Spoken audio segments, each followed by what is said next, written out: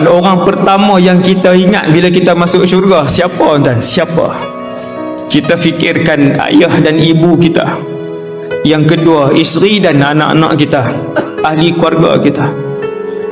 Mencari-cari kita di dalam syurga, yang tu yang akan berlaku. Memang itu yang akan berlaku. Maka bila masuk syurga, kelam kabut kita, hari pertama kelam kabut kita mencari ahli keluarga kita.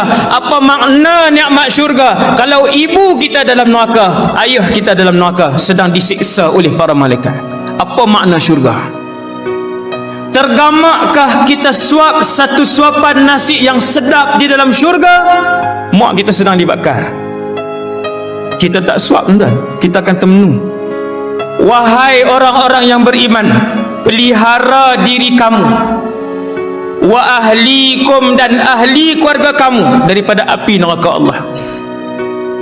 Kalau kamu salat, kamu mesti kerah seluruh ahli keluarga kamu untuk salat.